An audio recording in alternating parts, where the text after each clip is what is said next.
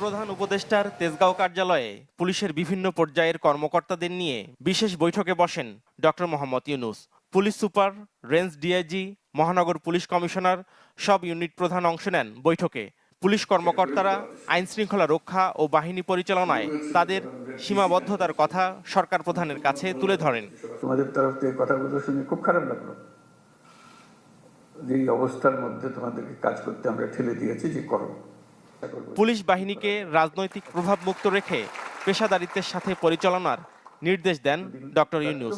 বলেন, জনগণের সেবায় এমন ভূমিকা রাখতে হবে যাতে মানুষ অতীত ভুলে যায়। আমরা শুধু পুলিশ বাহিনী না, আমরা নতুন বাংলাদেশের পুলিশ বাহিনী। এই ক্যারেক্টারটা জন্য দেখলে মনে হচ্ছে না, এই লোকটা, এই পুলিশটা নতুন বাংলাদেশের পুলিশ।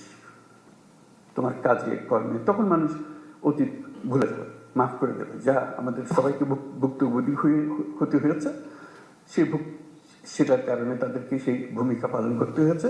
এখন সুযোগ পেয়েছে, তারা নিজের চরিত্র নিজের ভাবে উন্মোচন করেছে যে আমি নতুন বাংলাদেশের পুলিশ। প্রধান উপদেষ্টা পুলিশকে দেশের সবচেয়ে গুরুত্বপূর্ণ বাহিনী উল্লেখ করে বলেন, নতুন বাংলাদেশের পুলিশ হিসেবে নিজেদের প্রমাণ করতে হবে। আমাদের পুরো বাহিনীটা নিয়োজিত, একজন দুজন করা সেটা ঠিক আছে, খারাপ না, কিন্তু তাতে বাহিনী পাল্টায় না। বাহিনী সামগ্রিকভাবে একটা কাঠামো। নতুনভাবে বাংলাদেশ গড়ার যে সুযোগ এসেছে তা বাস্তবায়ন করতে পুলিশ বাহিনীকে গুরুত্বপূর্ণ ভূমিকা রাখার আহ্বান জানান প্রধান উপদেষ্টা। নাফিউল ইসলাম, লিংকন।